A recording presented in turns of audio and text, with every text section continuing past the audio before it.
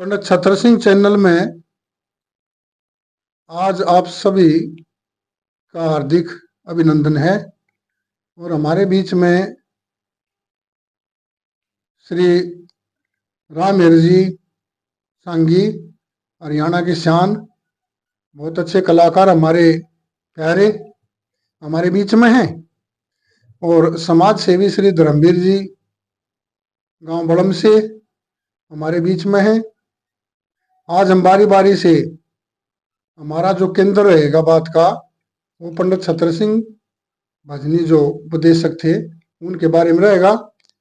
हम इनसे बार बार ये बात नंबरवार पूछेंगे कि गायन कला कैसी थी, किस प्रकार का उनका व्यक्तित्व था, उसके बारे में पूछेंगे।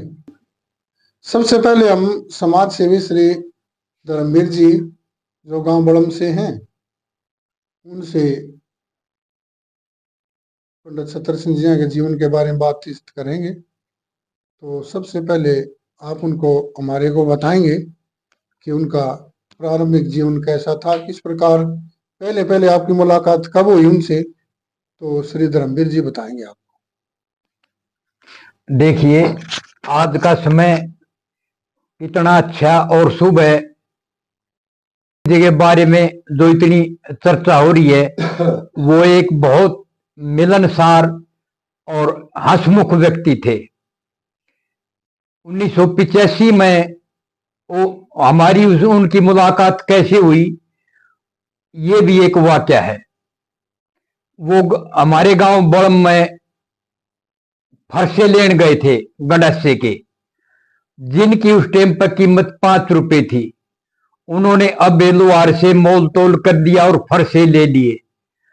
और ये भी अब बेलुआर ने गारंटी दी, अग दादा नहीं चलेंगे तो मैं के न्यू बदल दूंगा। ये बातचीत होती रही और फिर उन्होंने कहा कि भाई मैं होका पीऊंगा।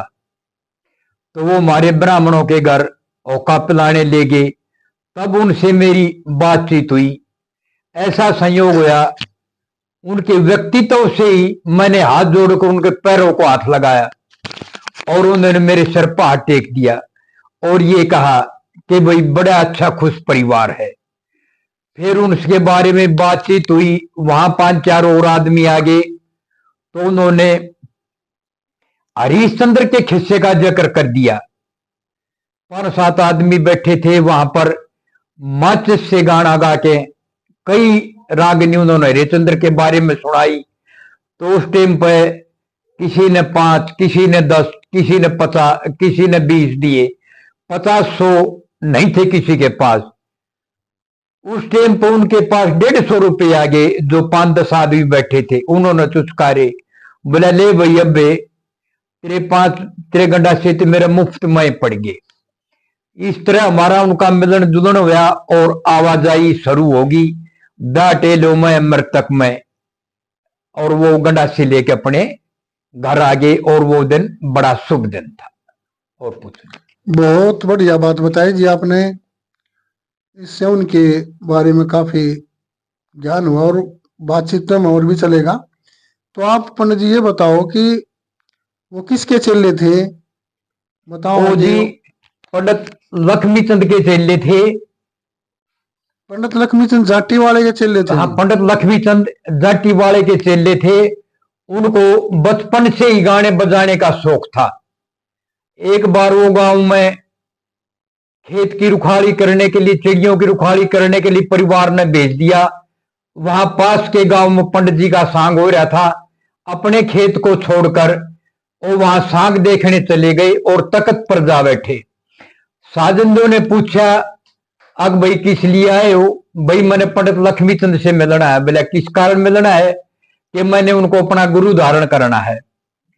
इतनी देर में पंडित लक्ष्मी चंद भी आ गए तख्त पर। साजंदों ने बताया कि ये पंडित जी आपसे आदमी, ये लड़का आपसे मिलने आया है। तो लक्ष्मी चंद ने पूछा, भाई किस लिए मिलने आए हो? बोला जी मैंने आपका शिष्य बनना है, इसी उद्देश्य को मैं लेकर यहाँ आपके पास आया हूं। तो बोला भाई एक गाना सुना, अगर तेरे को गाना आता है तो पंडित जी ने एक रागनी सुनाई। लक्ष्मी चंद जी उन पर खुश हो गए और उनके ऊपर अपना हाथ रख दिया। आके जा भाई तू बेड़े में शामिल कर लिया, आज से आया जाया कर। तो हमारे धर्मवीर जी ने बहुत बढ़िया बात बताई, इनसे और भी बात पूछेंगे। इस बीच में आज हमारे साथ बैठे हैं श्री राम सांगी जी, उनसे भी कुछ उनके बारे में पूछेंगे।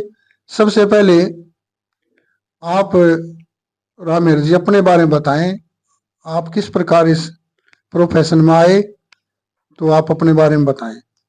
देखो, ऐसा है कि मेरे को बचपन से शौक था गाने का। तो मैं 14-15 साल की आयु में चला गया था। पणजी लक्ष्मी चंद थे भंबेवा निवासी, जो पणजी मांगेराम के शिष्य थे। तो टोहाना के पास एक बड़ी गांव है, मैं उनसे संपर्क किया। तो मैं मोरखी गांव के अंदर मैंने उनको गुरु धारण किया। तो कुछ 5-7 साल पणजी के पास में रहा। फिर 5-4 साल पणजी जैनायण थे कुराड़ के, जो वो भी पणजी मांगेराम के शिष्य थे। तो कुछ दिन 5-7 साल दोनों के पास रहा। फिर मेरे को बड़ा शौक था बेड़ेबंदी का। फिर 26 साल की आयु में मैंने अपनी सांग पार्टी तैयार की। तो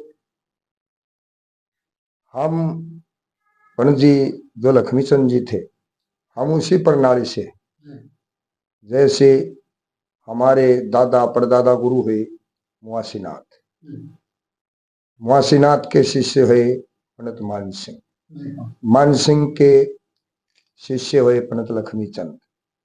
तो ये प्रणाली ऐसे ही चलती आ रही है। अच्छा, इस प्रकार से। हाँ, और जो पंडित जी के शिष्य थे, लक्ष्मीचंद के शिष्य, वो अनेक हुए। जैसे पंडित जी माईचंद और पंडित जी रतिराम, पंडित जी चंदन और पंडित जी सुल्तान, ब्रह्मा, धारे। इसी प्रकार से हमारे पंडित जी के शिष्य एक गुणा गांव के पंडित छतर सिंह और एक स्टावली गांव के पंडित थे, वो क्या नाम था? रामस्वरूप। रामस्वरूप। तो जैसे पंडित जी मांगेराम, पंडित जी मांगेराम पंडित जी के शिष्य बड़े अच्छे थे। और हम भी कुछ दिन तक अपनी पार्टी को चलाते आए। एक रोज का जिक्र है, जब पंडित जी छतर सिंह गांव गुणा से और रोहतक के पास मड़ौदी गांव है, वो यहाँ कर अपना आकर रहन सहन कर लिया। तो हम किसी गौशाला के या किसी संस्था पे गुरु के साथ भी गांव मड़ौदी में गए। तो जब उनके साथ मिलन कुछ कम हुआ, कुछ जान पहचान कम हुई, फिर गुरु जी के साथ गए थे। फिर हम अकेले अपनी पार्टी बांध कर गए। तो वहां गांव में रुके। हमने इस बात का ज्ञान नहीं था, क्यों, वो हमारे से बुजुर्ग थे। तो एक दिन बातचीत हो रही थी और वो बोले, भाई एक पंडित जी के शिष्य हारे। तो मैंने उनसे परिचय किया। तो वो पंडित जी मांगेराम के साथ भी रहे कुछ दिन। जैसे पंडित जी मांगेराम ने तो अपनी सांग की पार्टी बना ली थी, और वो उपदेशक थे, उन्होंने सांग नहीं किया। तो वो पंडित जी की तो कविता उनको याद थी, तो वो कुछ अपना तत्काली भी थे, अपनी भी कविताएं उन्होंने बनाई। अच्छा जी। हाँ जी। और फिर हमारे से मुलाकात हुई 2 बार उनकी गांव मड़ौदी के अंदर। फिर हमने उनको बुलाया कि दादाजी आओ, हमारे मंच पर आओ। तो उस टाइम पर मेरी आयु 30-35 साल की थी। उनकी आयु थी 75-76 साल की। अच्छा। तो हमने उनको बड़े आदर से वहां पर बुलाया मंच पर, और पंडित जी के शिष्य होते हुए हमने उनकी भेंट पूजा भी दी। तो उन्होंने प्रसन्न होकर हमारे को आशीर्वाद भी दिया। अच्छा। और उन्होंने अपना मतलब भजन भी सुनाया, और लय सुर भी उनका बड़ा अच्छा था। जो गाने का लहजा था बड़ा अच्छा था। और वे एक साधारण व्यक्ति थे। उन्होंने शुगर मिल के अंदर नौकरी भी की। अच्छा। तो हमारा उनसे 2-3 बार मिलन होया। वो एक अच्छे व्यक्ति थे, उच्च स्वभाव के, मतलब शांत स्वभाव के, बड़े अच्छे व्यक्ति थे, साधारण व्यक्ति थे। न कोई उनके पास ऐसी कोई बहुत बड़ाई, जैसे हमारे पंडित जी के शिष्य सुल्तान, वो भी एक सादे कवि थे, गाने वाले थे। इसी प्रकार से हमारे जो पंडित जी छतर सिंह थे, वो भी बड़े नेक स्वभाव के आदमी थे। और गाने में उनका नाम था, ऐसी कोई बात नहीं। उन्होंने सांग में 2-4 दिन हमारे पास रहे और बड़ी अच्छी अच्छी बातें बताई पंडित जी लक्ष्मीचंद के बारे में, और लय सुर के विषय में भी उनको बड़ी अच्छी जानकारी थी, और वेदों के भी ज्ञाता थे। वो अपनी कविता भी करी उन्होंने। ये तो मुझे पता नहीं कि इतिहास कितने बनाए, मगर उन्होंने अपनी बनाई हुई कविता भी सुनाई, बड़ी अच्छी। लगभग पंडित जी लक्ष्मीचंद के ही लगभग उनके समान ही बातें थी। हाँ हाँ हाँ। और ने उनके कोई मतलब कोई शराब कबाब न कोई ऐब था, मतलब वो बिल्कुल सीधे टाइप के इंसान थे। तो बात बताई आपने। शुगर मिल में नौकरी करा करते, और साथ में जब बंद सीजन हुआ करता तो अपनी पार्टी लेकर निकला करते थे। तो उनके जो साजिंदे थे, उनके चेले भी 3-4 हुए हैं। जैसे लालचंद थे वजीरपुर के, एक पाल्य थे नगर के गुवाने के पास, और एक भैया राम थे मडोदी के, उनके खुद भतीजे थे पंडित छतर सिंह जी के। तो उनकी जो पुरानी हमें कापियां मिली हैं, उनके अंदर 9 किस्से तो हमने उनके लिखे हुए मिले हैं, और 2-3 कापियां ऐसी थी जिनके पेज ऐसे हो गए थे कि उनने मतलब मोड़ जा तो वो टूट जा, इतनी पुरानी। उनके ऊपर अखबार भी के मिले हैं हमने जलते, जो लगभग 1960 के लगभग के अखबार थे। तो बहुत पुरानी कापियां होगी वो। और कुछ में तो ऐसा मिला है कि वो उनकी रचना ढंग से उसमें नहीं मिली हमें, पेज कटे हुए मिले। कुछ उनके शिष्य ले गए जो हमें प्राप्त नहीं हुई।